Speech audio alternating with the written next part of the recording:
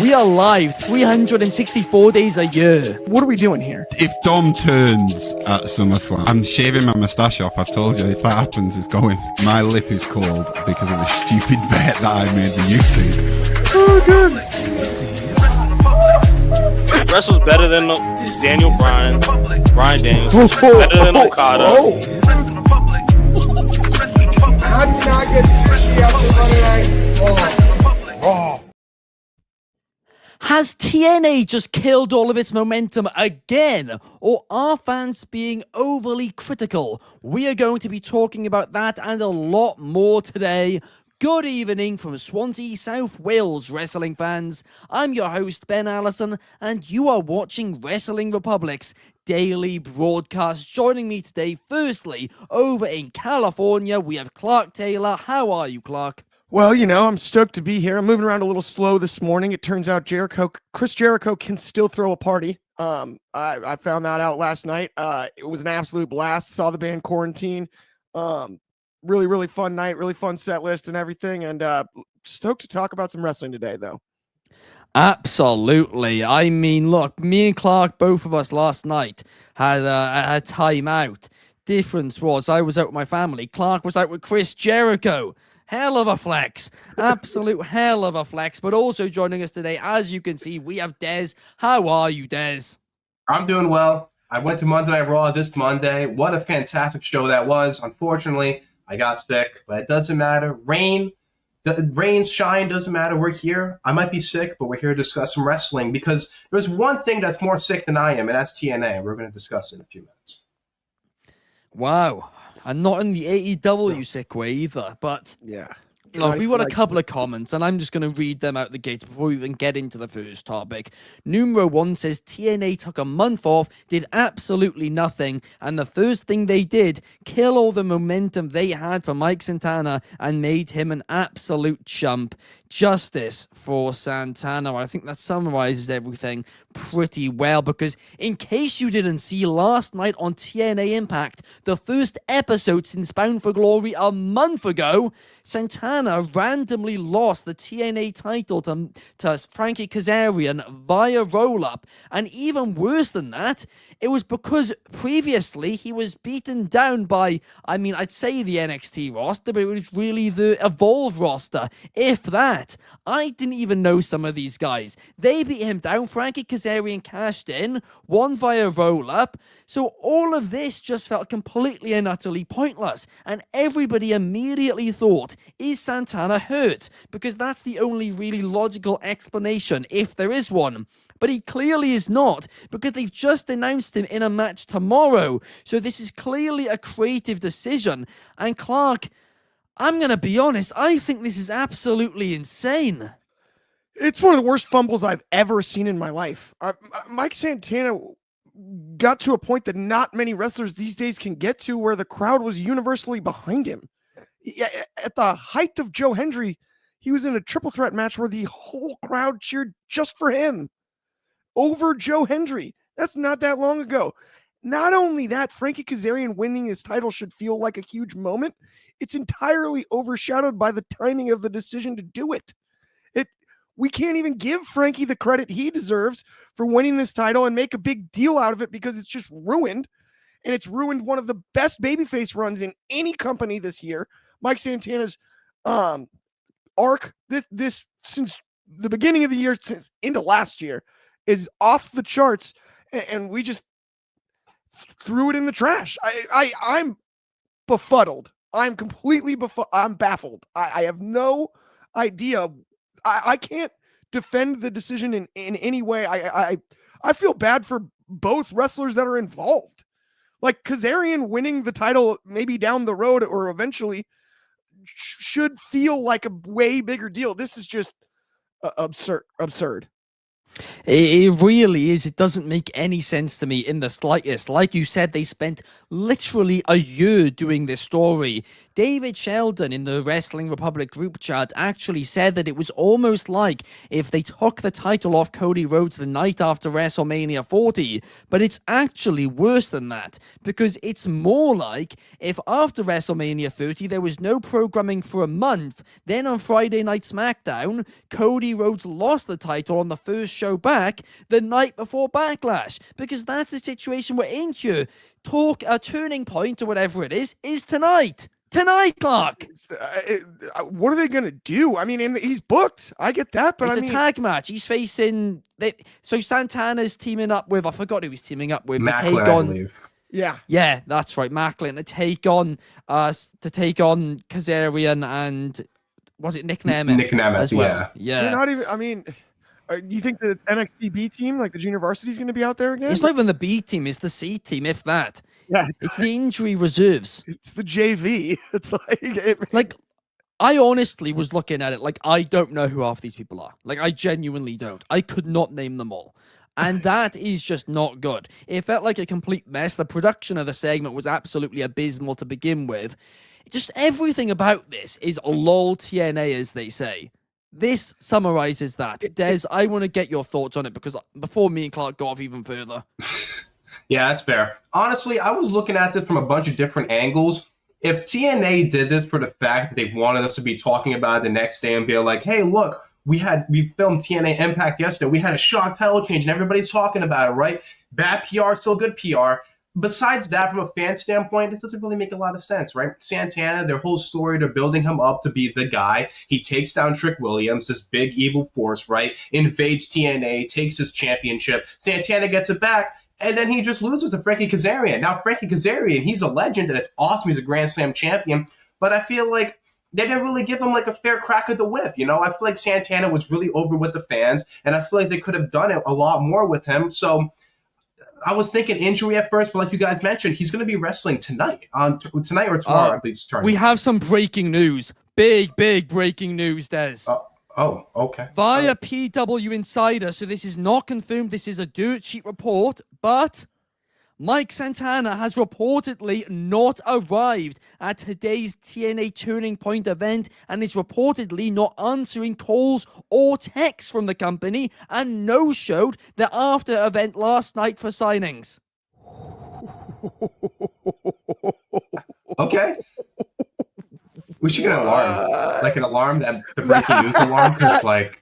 I mean, that changes some things, and it was already bad before. What are you... Oh, my. What has happened? Lol TNA again. What? Was this expected? I feel like it is. No, it wasn't expected. It was booked for tonight. No, it's... Well, I know, it's but still like... an evolving story, Des. Well, I know, but like they did something similar with MJF back at like Double or Nothing. That's what I was saying. So like, I mean, if this is a work, this is the dumbest work. Well, no, I with can't you. actually I'm just remember saying, like, a dumber work, to be brutally honest. I really cannot. If this is a work, I mean, they've just killed all their momentum for absolutely no reason. Is it a reason for people to watch Turning Point? Is that the reason why they did it? Well, no, because he's not there. Well, that's the point. Where it's like, all right, if you're going to show up, yes or no, like that. I don't want to watch it. It's done the opposite. I mean, David saying that he thinks it's contrived work. I don't want to watch the show now. I mean, I probably wasn't going to watch it over SmackDown to begin with. I think it's after SmackDown, technically. But I wouldn't have stayed up to watch it. I would have just seen the highlights in the morning. But now I'm not going to watch it because this is just absolutely insane to me. He is somebody who is so talented. Ride that wave. Ride it. There is no point taking the title off him. Let him be that star, the star that you've just made into the face of the company. And this is not a diss to Frankie Kazarian. Kazarian is fantastic. He's never won the TNA World Championship, and that in itself is a crime. But this moment should have been a big moment, and it's not a big moment. So guess what? Suddenly that means very little when it should mean an awful lot. It's not a Kazarian thing, it's a TNA thing. And it's the history of TNA as as a company, whenever something good happens, they pull out their gun and they shoot themselves in the foot. It is the weirdest addiction I have ever seen, but it is an addiction they clearly need to go to rehab for. Clark, I don't know where to go with this. By the way, to your point, you know what it actually reminded me of and kind of scared me about is what you mentioned may happen if it ends up being Cena Sheamus in that final match. And Sheamus wins the IC title to complete his Grand Slam that way. It felt like a preview of that, like a premonition of what that could be, where, to your point, Kazarian winning this title isn't going to be celebrated. It's completely overlooked because it's about the fact that Mike Santana got robbed. It was the first defense. It was out of the gates, all of these other things. And the narrative isn't about Frankie Kazarian completing a giant career milestone. It's about, what were we thinking? How did you fumble Mike Santana? And it scared. I thought immediately of what you'd said about your fear if it is Sheamus Cena for the IC title in the final match. And I was like, wow, it's not the exact same situation, but it felt like eerie to me. Like that's, you made it almost convinced me of your point on that more than I had even realized before. First things first, though, because we haven't even addressed this. Why on earth would you, after your most successful event, maybe in the history of your company, take a month off?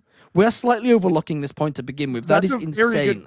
That's a very good question. And I also, because of the TV taping nature of TNA, I don't understand why they didn't have like a plan for that in place. You'd think they'd have like some sort of a reason, even if they did like, hear me out, like even if they did like a round table with certain people from TNA during the normal time slot that you could watch or something there. They were just like, no, just wait till we get back.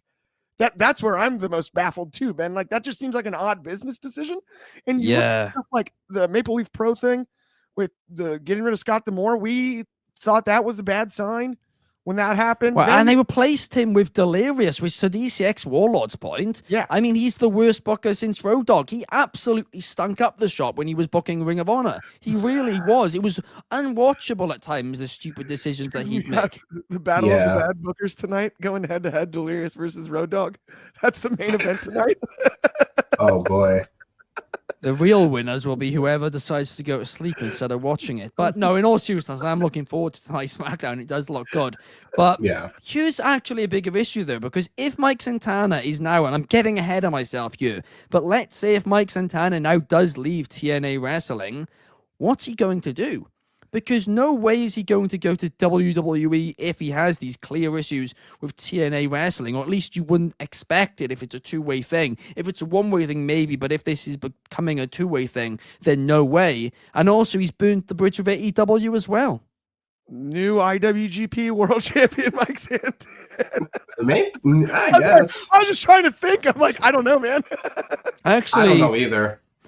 I don't know how well he'd fit there, but I actually like the idea of it because of how different he'd be to everyone they've got. I wouldn't hate it, actually. I actually think it'd be really cool, but I also think the burnt bridge with AEW, I think, can be rebuilt. Yeah, it depends for Ortiz, isn't that? Yeah, it's true. But I just don't think he's got like he might not be. His contract's up in a few weeks anyway. I believe so, yeah. I don't think he's got like a lifetime, like, you can't work here thing, because he also handled it pretty classily when he left. He did. As much as he threw a few jabs and stuff, like, he didn't go crazy like he could have, or like, he didn't. And if you hear him when he talks about Ortiz, like, they just had creative differences. They're a tag team. Yeah. They had different sets of goals. He didn't necessarily. It was a bit more than that. They personally fell out. They just haven't said what it was over, but they did personally fall out. No, I of course. But my point is, like you said, they haven't said what. So he's handled it about as classy as you can ask for somebody under a microscope, the way that Mike Santana is going to be, right? Like, he didn't. There are other scenarios where people have put their foot in their mouth or shot themselves in the foot as far as not being welcomed back to a company that are worse than anything Mike Santana has said since his AEW departure. Absolutely. I mean, David Sheldon Q with a comment: Santana versus Evil, Wrestle Kingdom 2029, book it, Gado. Why don't we? Remember my idea I had about locking Rikishi and all Bret Hart and any other legend who complains on podcasts in a room who don't have any idea about technology, have them record a podcast episode and never have it see the light of day and just do it every week and they'll never know it's gone out.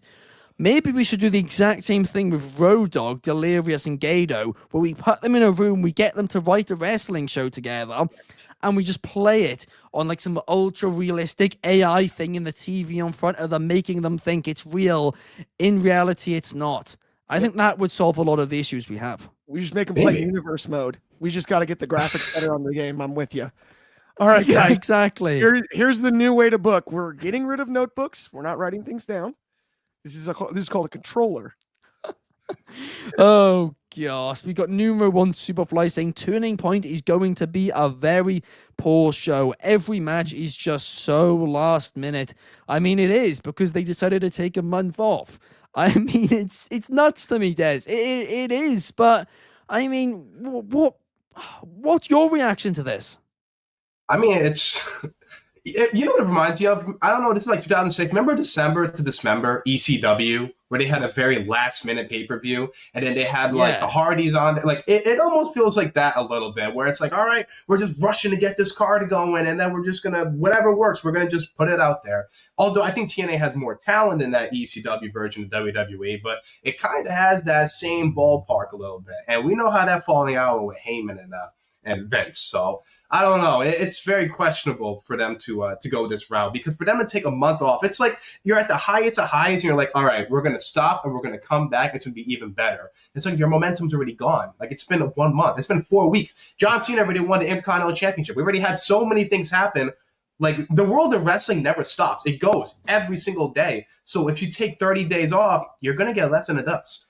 Exactly. You truly are. And I mean, obviously there's a mystery man on the Rascals team tonight. And I mean, look, I don't think it takes a detective to work out. That's probably going to be Wesley, Desmond, Xavier. I'd honestly rather him go somewhere else now. After this news, I don't want to watch. Nobody as talented as Wesley should be forced to go to TNA after this. They should have called it U-turning point at this stage. They should have called it turnaround point. I mean, it certainly is a turning point. They weren't lying, Clark. It's just a turning point the wrong way, the wrong direction. It's like they're driving on the wrong side of the road. Something with GPS. Since TNA is GPS now. It's just gone back on itself. Full loop round. Yeah. It's so bad. It's almost like they did it as a gag. I'm like, they had to be messing with us. Like they're going to fix this, but they're not. It's the scariest part. Like when I watched it on my phone in the parking lot post Jericho cover show. Is how I viewed this. I'm just standing there. It's drizzling rain, which never happens in Southern California, so no good can happen. And I'm just like, no. Somebody edited this. I'm upset with Clark, by the way. Clark did not bring up to Chris Jericho the TNA line. Nope. I can't believe he's getting away with this. I was talking. You can't just be like, "Oh, they're the number 2 wrestling company now." It's like, hang on, you're still employed by AEW to begin with. Secondly, you're just lying. I will say this: our conversation had ended by the time I saw the Mike Santana match and everything. So, like, I was no longer. I didn't have the. Had I known, I might have ran back in the venue, even though they're out there walking the doors. Chris, did you see that? Chris. Hold on, one more minute of your time, buddy. Check this out. Oh my gosh. Well, there we have it. Watch this, Chris. Heck of a roll up. Well, look, Chris Jericho will probably have some success soon, but TNA haven't got any success right now. They're losing all their success, but somebody who is having a bit of new success is Braun Strowman, because the ratings of Braun Strowman's new cooking show, or where he tries to it's not even a cooking show, his food show, where he tries tons of different foods, the ratings are now out for it. And this past week's episode drew 580,000 views. That's more than AEW Dynamite. That's more than NXT. That's more than pretty much any wrestling show outside of SmackDown and Raw. An absolutely huge number. Congratulations to Braun. He is so happy about it. He filmed himself in the car talking about it. He was getting emotional. Look, he deserves this. You can tell how much he's worked for it. You can tell all the struggles he's been through, and I'm really happy this is working out for him. But talking about the stupid decisions, why did WWE release him after this had already been filmed and put into production? Surely you'd wait for it to come out, see how it does, and then decide if you want to release him or not. Because guess what? You've gone from having him under contract for another couple of years to suddenly losing him, and now he's a free agent, and he's, become a star basically outside of wrestling. This is dumber than dumb. This is TNA levels of dumb, Clark. I will say, first and foremost, I'm so happy for Braun Strowman. If you've watched any of his journey and like some of the documentaries and stuff that were on the WWE Network and on Peacock still about him, he's got such a huge heart, such an amazing story. Is so, anti-bullying. Everything he stands up for and represents is very, very cool. And as a fan of these cooking shows, if you see my figure here, or food shows at least, I think he's literally perfect for it and built to do this. This is what he was made to. He can show his full personality, the love he has, the passion he has for just people and food and all of that. And I really, truly, with all my heart, enjoyed the show. And I'm so happy for him. As far as the WWE releasing him, I don't get it. I don't know. What were they thinking? Like, what? The Miz has had crossover television opportunities. We've never had an opportunity where he's sitting in his car looking at the numbers and we're like, is that more than SmackDown? Like, it's kind of close. It's not, but I mean, it's close enough. Like that's never happened. And as far as releasing a guy of not only Braun Strowman's size, but character as well, what he's shown on this show and everything that you see with him, on your screen as far as like his real personality, and he's mentioned that in interviews, just wanting to be himself and feeling comfortable being himself. He's nearly impossible not to like when he's being himself on screen, and it's one of the coolest things going in TV right now. I truly, really, really, really want to give my absolute best because I think it's awesome what Braun has done. Absolutely. And to be clear, if it was purely a wrestling thing, I'd understand why WWE got rid of him, because he was continuously getting injured and clearly they didn't really have anything for him. But it's just the fact of a show had been greenlit. And obviously WWE, I think, are involved in this somewhat. I think they get some of the money for it. But even still, if Braun now becomes a huge star, I mean, you're not going to get any of the benefits of that. Braun is in like, he's clipping at like Adam Richman's heels is what I would say. Like, wow. And what's amazing is in that genre, in that niche, you have a lot of chefs doing shows about food like this, where it almost feels like they're talking down to you. What I think is so incredible about Braun's show is it feels like you're hanging with your buddy at a new restaurant you've never tried everywhere he goes. And then you're just like, man, this was good. That was good. I like that too. And but he's also very knowledgeable about, because of the way during his strongman career, and as far as building his body for the WWE as well, the way he's tracked calories and macros and understanding oils and the way that food is prepared. He speaks super knowledgeably about it, but it doesn't feel like he's, talking down to you like it does sometimes with a chef. He's a perfect fit. He's just somebody having fun. And I think that's what really, people like to see. And that you were saying, high salary and major injuries, money will always be the cause. And I understand that. But the point is, like, they could make a lot more money if they kept him, if this was a success. If it wasn't a success, release him after it. Have it come out, then reassess the situation. You don't release somebody when a show is being greenlit on national television. You just don't do it. It's stupid to do because they could become a star and you're not going to get the benefits. Even if you try and renegotiate the contract after that, at least wait, right? Because what? They would have had to wait 3-4 months. July his contract ended, so August, September, October, 3.5 months, right? That's all they would have had to have waited. So look, they could have done that, they should have done that, and to Anthony's point, he literally does eat everything on the menu. It is massively impressive. It is actually wild how many calories he can put down, but I think the famous one, if you think about it, this goes all the way back to the Panera Bread order when Bryan Danielson remember the Ride Along show on the network? I forgot all about Ride Along. That was a banger. Bryan Danielson, I believe it was, made him go to Panera Bread And Braun's like, this is not going to work for me. And he ordered like 10 boneless chicken breasts because that was the only like protein they had on the menu. You need to get enough protein for his macros. And it was like, he just got like plain chicken. Golly. Because he's like, the way he was counting calories and stuff. I'm like, this Wow. whole thing started there. And then he just absolutely housed him in the back of the car. Like it was not like he finished his food before Brian finished his soup in the front seat was the best part. That is absolutely nuts. But and we got a comment here as well from Ant New saying it sounds like more of a TKO call than a WWE call. I mean, I don't know why people are separating the two so much, because it's all ultimately down to Nick Khan and Mark Shapiro. Ari Emanuel's not going to call them up, say Braun Strowman needs to go to cut costs. Yeah, he's not going to be involved in that, right? Oh, If you know who's it's not been something working? major, like The Rock returning, like that wasn't. We know Ari Emanuel had some say in that he wanted it to happen, but for the most part, it's Nick Khan and Mark Shapiro who are, now basically, well, not Mark Shapiro. Nick Khan is the president of WWE, and Mark Shapiro practically works 2 days a week at WWE, while the other days focusing on UFC. Flipping out, there's too many three-letter words. 3-letter companies, acronyms.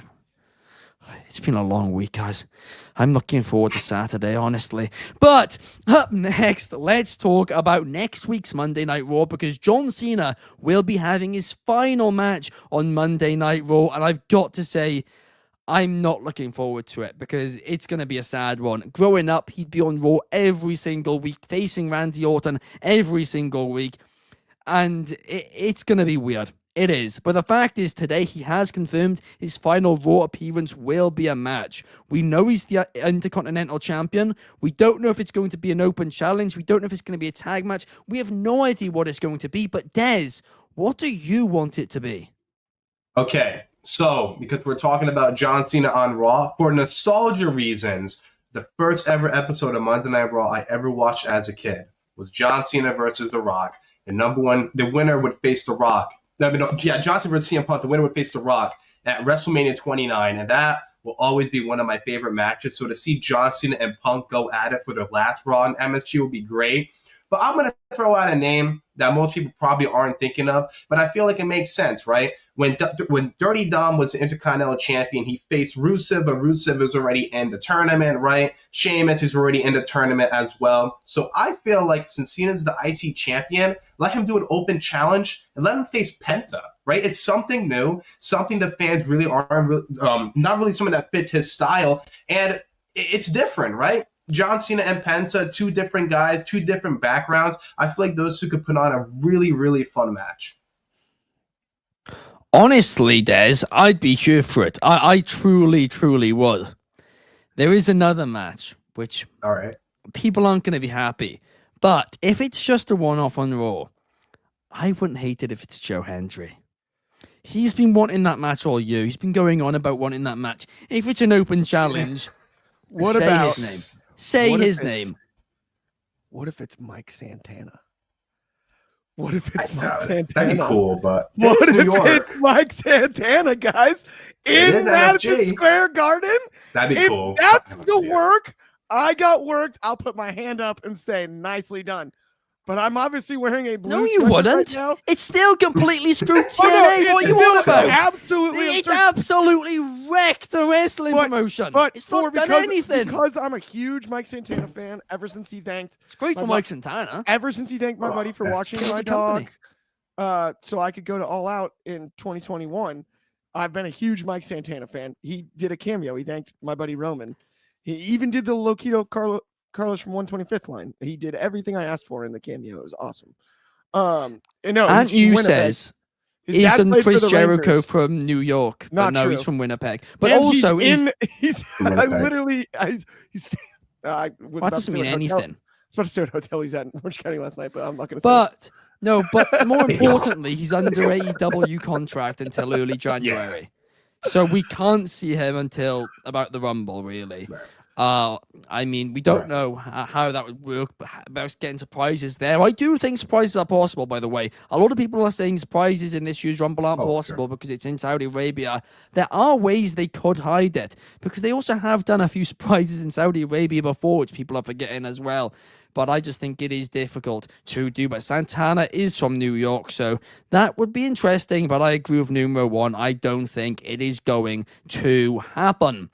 Numero one says John Cena's final opponent should either be Dominic Mysterio in a strap match, LA Knight in a tables match, or a regular champion versus champion match between Cena and Dragunov. That's interesting. Not the worst. So I think that's like this Monday, I think. Yeah, and you That is just interesting. Googled it. Okay, he's from Winnipeg. His dad played for the New York Rangers, the hockey team. Come on, catch up, Ant. We're all on the same page here. His dad played for the Rangers. It doesn't matter anyway. Born in New York, he's but under Canadian, AEW he's a contract. Canadian citizen. I saw his passport yesterday. Right. He's also a sicko until a few more weeks. Well, I actually did be see that, 6, but, 7 weeks. It's probably where Des caught it from, to be honest. Yeah, possible. Is that how you got the cold? Yeah, just Maybe. Chris That's Jericho. why I got the cold. I do want to add, though, I feel like Cena facing an NXT star would be very ideal. You know what I mean? Because I agree. Obviously, he wants to build the future. The only thing is, who would it be? Because that's what I was trying to think in my head. Because I honestly feel like a guy like Melo would be great. Because remember the NXT episode in 2023? Cena's like mentoring Melo. And then you also had Trick Williams, where Cena was telling Trick, you know, you need to go on your own. You need to build your own career.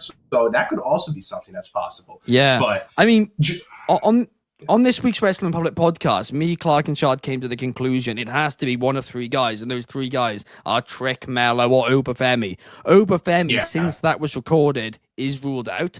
So I guess it's Trick or Mello, and I think Mello's kind of busy doing his own stuff, really. I don't know. I'd love it to be Mello.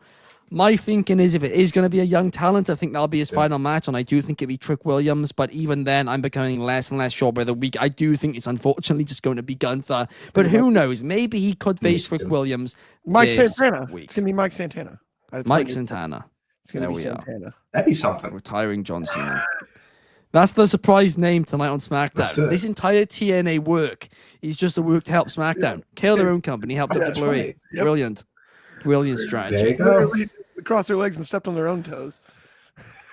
Right. Anyway, a good friend of mine, Zach Tabak, a couple of weeks ago sent me a voice message. And in this voice message, he was saying about how he feels Money in the Bank should return to WrestleManias. He felt like the pay-per-view was a little bit pointless, especially now WrestleMania is 2 days. And when he first said that, I thought it was a crazy take because I love the Money in the Bank pay-per-view. I really do. So I don't want it to go anywhere. However, then I thought about it a little bit more. And WWE have a huge roster and a roster of people who all want to be at WrestleMania, and not all of them can be. But not only that, Money in the Bank is also meant to be something which elevates mid-card, lower mid-card as young talents into the main event scene. And over the last few years, a lot of the time it's just been main event guys winning it. And of course, main event guys will already have major plans at WrestleMania. So the more I thought about this, the more I was like, actually, at least for 1 year, why don't we try this? They're not going to, because next year's Money in the Bank's after SummerSlam. But I wouldn't be against it at all, because it would create a new star. It would give some of the mid-card guys something to do at WrestleMania. And I think as well, like, as we always know, ladder matches are always fun at a WrestleMania. So you know what, Clark? I'd actually be all for this. I have no issue with it. Listen, I've been to 3 WWE PLEs this year and 1 Monday Night Raw. Of the 3, Rumble and Mania, I would say the Rumble was just the best put on show. Other than that, there are some mistakes at the Rumble too. Like I mentioned the merch situation on this show in the past and whatnot. There were some mistakes at WrestleMania. Yes, it was 2 nights. I don't want to have to compare all 3. Money in the Bank was arguably the most fun one I went to. So I have a hard time sitting here and being like, we got to go back to Mania with it. But I would love it because you could split the men's and the women's Money in the Bank matches over the 2 nights. And I think that, given now that it's a 2-night Mania, would make it less of a direct comparison between the two, like it is every single year on the PLE itself. And that would solve that issue where, whatever, the men's match can be night 1, the women's match can be night 2, but you're not sitting there watching like the beginning of the card was the first one and then the end of the card was the second one, and you're constantly comparing them against each other, and they just feel too interconnected because the entire PLE is built around the Money in the Bank brand. So if I'm being fully honest, and this is no knock because I really had a blast at Money in the Bank this year, but I would absolutely do it back at Mania again, especially now that Mania is 2 nights and you have 2 Money in the Bank matches. Well, there we are. We are on the same page. But Des, I really want to get your thoughts on this one. Do you think Money in the Bank should return to WrestleMania? Oh, I believe we've lost Des. I mean, oh, Yeah. He's back-ish. Well, he's muted too, so that doesn't help. Yeah. Yeah, we got a double whammy. He's got 2 things working against him at once: the internet and the mute button. Well, we'll go back to Des in a minute. But Yeah. I mean, Clark, here's the thing: it would provide a. Are you back, Des, or not? He's working on it. Yeah, I'm back. Oh, you're back. Okay. Do you want this to happen? Man, my own internet connection doesn't even want me to give my own take, but that's all right. I do. Now, as a fan perspective, I feel like this would be great because, like you said, there's a lot of mid-card guys that deserve a shot to have the Money in the Bank match happen because it was a lot of fun. When I did first start watching wrestling, it was its own pay-per-view, but watching back WrestleMania 21, WrestleMania 22, 23, like they were all fun matches and they were a really good elevator to really start the momentum of how the show was going to be. Because for most Money in the Bank matches, it was either the first or the second match of the card, and it got fans really excited and it gave them something to look forward to. Now, here's the thing. I don't think it's going to happen because SummerSlam is 2 nights, WrestleMania is 2 nights. It's only going to be a matter of time before Royal Rumble is 2 nights, Survivor Series is 2 nights. I think WWE views Money in the Bank as like the number 5 pay-per-view of the calendar year, so that could probably go over 2 nights. From a business standpoint, it feels like they're leaving too much money on the table. But from a fan standpoint, I would love it because what better way to get someone excited for a WrestleMania match than to have a multi-man ladder match? Heck, if you want, we have like the tag division right now having ladder matches. Maybe the women's tag team championships could be having a ladder match. Like, you cannot go wrong with a ladder match. You can't. I do think one each night would be a good mix. I truly do. I mean, you do mention the 2 nights thing, and that is very interesting. Potentially, Money in the Bank could go 2 nights in its own right, to your point. But they'd have to lower ticket prices because WWE are going to find themselves very quickly in a situation where either, if they're making more events 2 nights, either they have to decrease the prices and then they will, make more of it 2 days, I guess, or just do 1 night and keep the prices high. This is crazy. And I don't know exactly what it means or how this all works out. But obviously, I told you the events that I've been to under the TKO banner, WWE shows this year. And I just thought about it. And including Monday Night Raw, the most affordable ticket, ironically, was Money in the Bank in Los Angeles. And they were like, really? Probably the best seat I sat in. Probably the best seat. Now, I waited to the last minute and I got them at face value. Right. Okay. So I played the ticket lottery game, right? Not lottery game like you're trying to win a ticket, but I did like the let's hope they go down price wise at the end. There was some stuff at the time going on in downtown LA that I believe caused the ticket prices to drop at the last minute. But it's the best seat I've sat in for wrestling all year. We sat above the entrance ramp. It was so cool. They literally gave us like a heads up too before that, like the opening fireworks would be right in front of our faces. Wow. And like, so to see that, and then the first entrance, like, it's one of the coolest wrestling seats I've ever sat in. It was one of the coolest experiences. It could have been any PLE, not Money in the Bank, right? But it is ironic. It actually cost more to go to Raw in Anaheim than it did to go to Money in the Bank at the Intuit Dome. And I sat in a better seat at the Intuit Dome for Money in the Bank for True Switch. Yeah, I think a lot of it is because they couldn't sell the tickets, though, and you bought them really, really late. Well, I got them at face value. That's possible. If you're gonna buy them after, but they decreased the face value last minute, didn't they? No, they did not. I bought them for the initial launched face value. So like all the aftermarket tickets were being sold for above what the face value of the ticket was. Right? Oh wow! Initially, by about showtime, it got all the way back down to face value, and then I just pulled the trigger. Basically. Oh, okay. Is the way I like. As soon as I knew it was the fair listed one, I was like, okay, then we're going. Fair enough. I mean, look, the tickets, even since then, have, I think, gone up even more. But Yeah. to Ben Davis's point, it should. But I think there's too much money made from Money in the Bank events. And I think ultimately that probably is the case. And that is probably why they won't do it. Very simply, those events bring in a lot of money. I went to it a couple of years ago in the O2 in London. And like that was one of the pay-per-views I wanted to go to in my lifetime.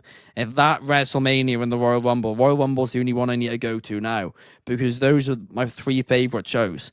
So look, I understand it from a business perspective. Maybe it isn't the right move. Creatively, I think it would be brilliant. But of course, at the end of the day, it is a business. So I understand why they're doing it.